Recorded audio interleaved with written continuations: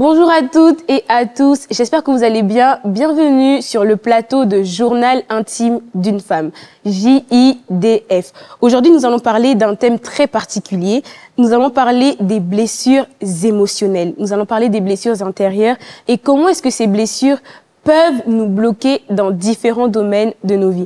Mais comme d'habitude, je ne suis pas seule. Je suis avec une coach très spéciale parce qu'elle va nous expliquer pourquoi c'est très spécial, hein, ces coachings. En tout cas, je suis avec Stéphanie de Influence Chrétienne. Bonjour Stéphanie. Bonjour Oriane.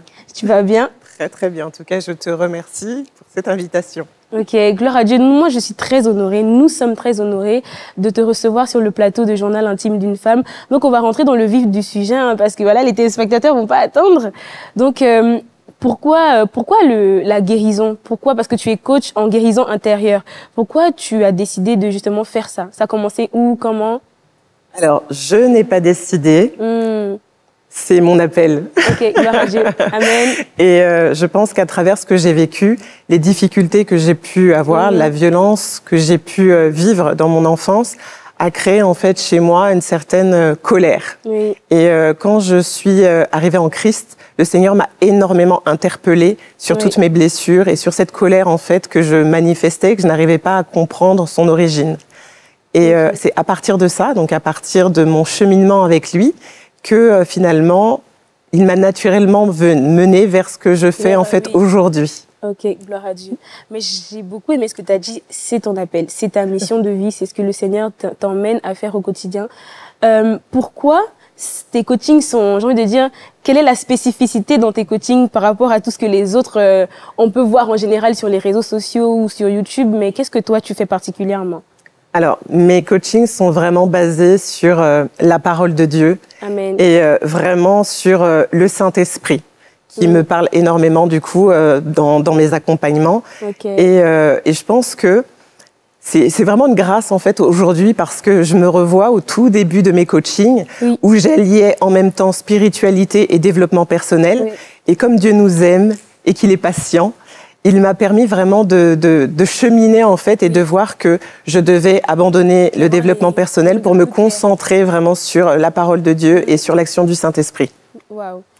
Donc, quand tu as commencé, tu étais dans le développement intérieur et en même temps dans la spiritualité. Oui. Mais ensuite, le Seigneur t'a conduit justement à savoir exactement ce qu'il voulait que tu fasses. Et c'est là que tu t'es plus, on va dire, spécialisé que dans la spiritualité, le fait d'aider les gens à développer leur relation avec Dieu. Donc, comme tu disais, parce que tu as dit quelque chose tout à l'heure, moi, je veux que tu le répètes. Là, maintenant, on est face caméra. C'est quoi la clé, en fait? Parce qu'il y a une clé là, c'est... L'intimité avec le Seigneur. C'est l'intimité avec le Seigneur. Mais ça, on aura le temps de bien d'en parler, de le développer. Donc, en tout cas, on est encore là. On est encore là. Mais on va commencer avec la première question. Parce que non, c'était pas la première question. Qu'est-ce qu'une blessure émotionnelle et d'où peut-elle provenir? Alors, une blessure émotionnelle, c'est en fait une souffrance, un trouble émotionnel qui vient en fait d'événements qui sont douloureux ou simplement même de situations, d'expériences qui sont difficiles dans nos vies et qui proviennent en fait de notre passé, notamment de notre enfance, mais pas que. Et du coup, le contexte familial dans lequel on grandit, les relations que nous pouvons avoir avec nos parents vont favoriser en fait des blessures émotionnelles. Oui, c'est ça parce qu'il y a beaucoup de personnes, les blessures émotionnelles qu'elles ont aujourd'hui sont des blessures qui ont été créées dès l'enfance, sauf qu'elles n'ont pas guéri et les blessures se sont aggravées au fil du temps. Et c'est justement là que les personnes comme toi sont importantes dans la vie de certains chrétiens parce qu'il faut des personnes pour leur dire qu'en fait, là, c'est pas ton caractère. Là, en fait, tu es blessé. Il faut que tu puisses guérir. Et Dieu m'a donné le médicament à ta maladie. C'est ça. C'est aujourd'hui, en fait, les gens ne réalisent pas qu'ils ont des blessures émotionnelles parce que dans la manifestation de leur personnalité, ils croient que ce sont juste des traits en fait de leur caractère, alors que en fait c'est juste la manifestation de blessures émotionnelles. Et là, c'est là où le Saint-Esprit doit venir pour mettre le doigt en fait sur des choses que nous portons en nous et des blessures en fait qui viennent de notre enfance et qui ont altéré notre vision du monde et notre perception de nous-mêmes, notre perception des autres. Et pour tout remettre en fait à sa juste place. Exactement. J'aime bien quand tu dis que c'est là qu'en fait que le Saint-Esprit vient mettre le doigt, parce que souvent on ne sait pas qu'on a vécu des choses.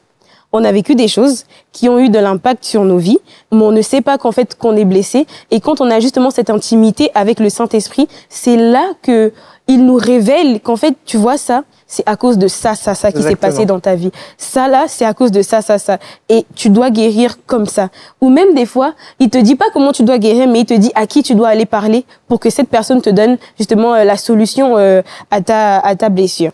Donc, j'aimerais savoir comment savoir exactement qu'on est blessé et que ces blessures commencent à avoir de l'impact sur nos vies. Quels sont les signes justement de ça? Alors, ce qu'il faut savoir en premier lieu, c'est que tous les êtres humains, tous sans exception, ont des blessures émotionnelles. Wow. Donc déjà, ça facilite les choses de savoir comment ou pourquoi.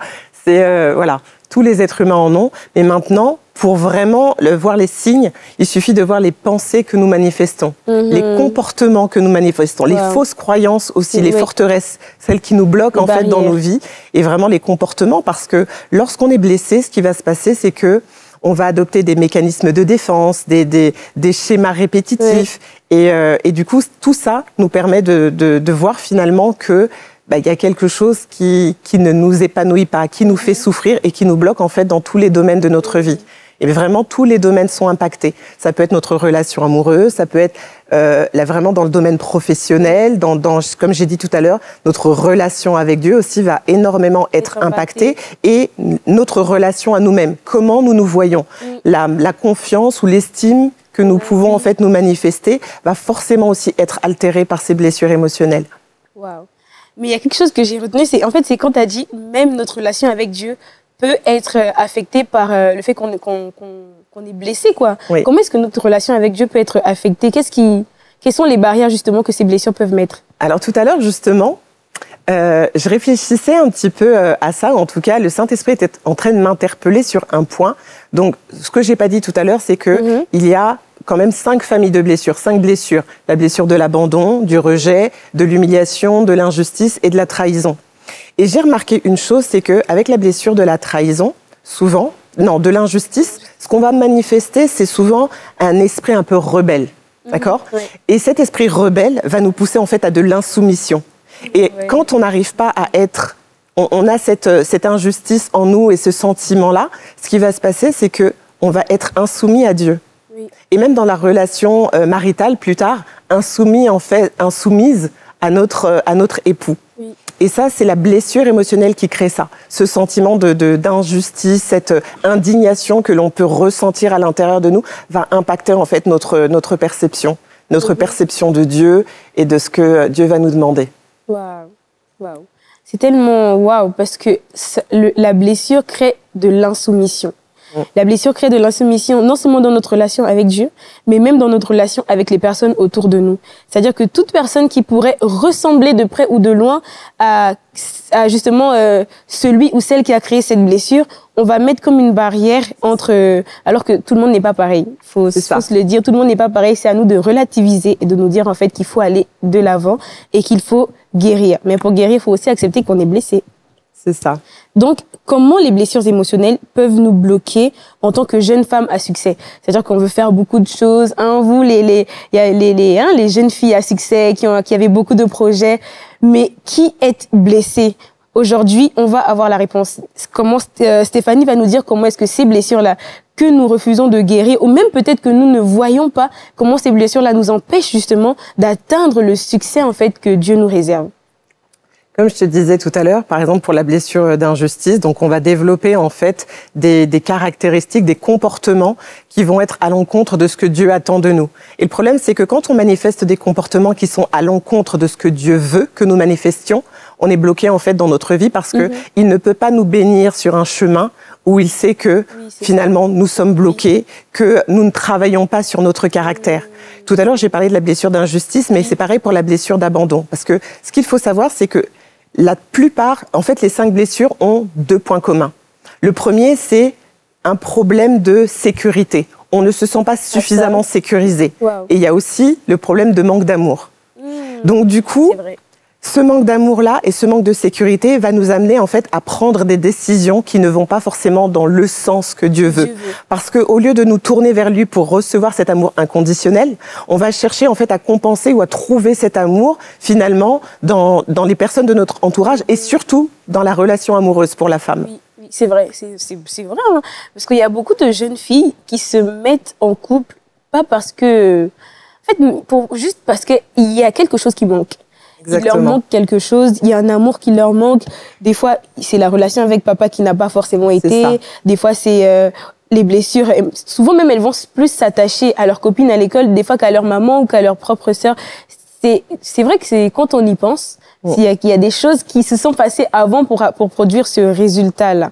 Et par exemple, j'aimerais qu'on parle aussi des opportunités professionnelles. Comment est-ce que le fait d'être blessé peut même t'empêcher de saisir des opportunités professionnelles? Il y a un point commun en fait avec beaucoup de blessures, c'est le manque de confiance en soi. Quand je regarde, je prends le manque de confiance en soi, le manque d'estime de soi. Et en fait, parfois, en fonction du niveau en fait de blessure, on peut très bien rater des opportunités professionnelles parce que ou on est trop perfectionniste et on trouve qu'on n'est pas suffisamment prêt, ou on trouve que effectivement on n'a pas encore du coup toutes les compétences requises, ou parce qu'on manque de confiance en soi, on se dit bah non pour l'instant. Je vais pas être prise dans cet entretien. Parce que j'ai pas encore les qualifications. Voilà, en fait, ça va mettre vraiment des barrières à tous les niveaux. Et du coup, au niveau professionnel, même, ça peut être, même tout à l'heure, on parlait d'insoumission et de rébellion. Oui. Ça peut aussi nous bloquer dans nos rapports, en fait, avec nos supérieurs hiérarchiques. Oui. Voilà. Le fait de ne pas pouvoir on va dire, se soumettre qu'en maître, ça va, en fait, poser des problèmes. Et, en fait, dans toutes les sphères, professionnellement, c'est vrai, il y a aussi certaines opportunités vers lesquelles on ne va pas aller parce que, déjà, les portes seront fermées, parce qu'il faut être clair, les blessures émotionnelles impactent notre caractère. Mais Dieu, pour nous bénir, il voit aussi ça, le caractère que l'on manifeste. Et en tant que chrétien, en tant qu'enfant de Dieu, nous sommes censés, en tout cas, essayer de lui ressembler, d'être à son image et vraiment à sa ressemblance. Et tant que vraiment, nous ne pouvons pas travailler sur nous-mêmes pour ouvrir notre cœur, guérir, parce que je dis souvent, les blessures émotionnelles, la clé, c'est que notre cœur soit guéri et que notre cœur soit restauré. Et je parle vraiment du cœur, parce que c'est vraiment de là que vient tout. Hein. On parle bien, on connaît tous ce fameux verset, le Proverbe 83, qui nous dit « Garde ton cœur plus que toute autre chose, car de lui viennent les sources de la vie ». Et c'est vraiment ça, en fait. C'est la première chose que je vois. Et c'est dingue parce que le Seigneur m'a beaucoup interpellée là-dessus récemment, dans mes accompagnements. C'est qu'il m'a dit, OK, c'est vrai que l'intimité, c'est la base. Mais avant ça même, il faut que les gens puissent scanner leur cœur. Parce que si ton cœur n'est pas disposé, tu ne peux pas rentrer dans cette intimité avec Dieu. Wow. Et donc, c'est très important, en fait, de commencer, en fait, par ça. Parce que moi, il y a une chose que je fais beaucoup dans mes accompagnements, quand je commence, et je sais que ça surprend énormément les gens, il y a deux questions que je pose. La première, c'est est-ce que tu aimes Dieu? Et généralement, les gens réagissent d'une façon, alors souvent, ils sont très surpris, parce qu'ils se disent, bon, moi, je chemine avec le Seigneur depuis un certain temps, donc, ouais, forcément, je l'aime. Voilà. Et je dis, OK, tu l'aimes, mais ton amour se manifeste comment? Et là, les gens bug. Comment? Et ils me disent, OK, peut-être qu'effectivement, je n'aime peut-être pas Dieu, mais j'ai envie de l'aimer. C'est vrai. Et là, c'est déjà le point de départ pour l'analyse de ton cœur. Parce que dire j'aime Dieu, c'est différent que de montrer à Dieu qu'on l'aime. Exactement. Parce que quand on voit les comportements que les gens peuvent avoir, alors je sais qu'il y a des forteresses, que parfois c'est compliqué, mais l'un des signes qui montre que notre cœur est disposé, c'est comment on veut marcher dans l'obéissance. Voilà. Et ça, c'est vraiment quelque chose qui est très important. Et quand, du coup, je pose cette question, c'est vrai que je vois les gens réagir d'une façon... C'est un peu comme quand Jésus disait à Pierre, Pierre, m'aimes-tu? Exactement. Il s'est dit, mais comment ça, m'aimes-tu? Mais je t'aime, en fait. Et il disait, en fait, paie mes brebis. C'est-à-dire que tu veux me montrer que je t'aime, que tu m'aimes, tu veux que je sois convaincue que tu m'aimes, agis d'une certaine manière, fais comme ça, comme ça. Et on parle souvent même d'Abraham, qui, lorsqu'il a reçu l'instruction d'aller sacrifier Isaac, il n'a pas attendu le soir. Il n'est pas d'abord allé voir Sarah. Le matin même, il a devancé le soleil, il a pris Isaac, qu'il a dit, allez hop. Parce que et je pense que c'est ça vraiment l'obéissance et la soumission envers Dieu. Donc, alors, pour terminer, est-ce que tu pourrais nous dire un mot de la fin pour clôturer cette première partie? Parce que oui, c'était la première partie. Nous avons une deuxième partie. Alors, comme j'ai dit, les blessures émotionnelles peuvent provenir de notre enfance. Et quelque chose que j'aimerais dire, parce qu'on entend beaucoup que nos blessures émotionnelles, c'est à cause de nos parents. Alors, je ne vais pas dire que c'est à cause de nos parents. Je vais simplement dire que le contexte familial et ce qu'on vit avec nos parents peuvent créer des blessures, mais tout comme nous, eux aussi, en fait, ils ont un passé, un bagage familial aussi, parce que les blessures se transmettent aussi au niveau générationnel. Donc, voilà. Et c'est de se dire qu'à chaque instant, et ça, c'est vraiment pour aussi relâcher la pression, qu'on ne soit pas dans la culpabilité, c'est de se dire, à chaque instant, on fait du mieux que nous pouvons avec notre passé, avec notre histoire familiale et avec vraiment nos limitations en fait du moment. Mais que tout est possible, que la guérison est possible pour n'importe qui, n'importe qui. Et que si l'ennemi vous fait croire le contraire, c'est qu'il ment. Oui, bah, c'est un menteur, hein. Le diable est un menteur et la guérison est possible pour toute personne qui veut guérir. Donc, on se retrouve pour la suite de cette partie sur les blessures émotionnelles. À bientôt. À bientôt.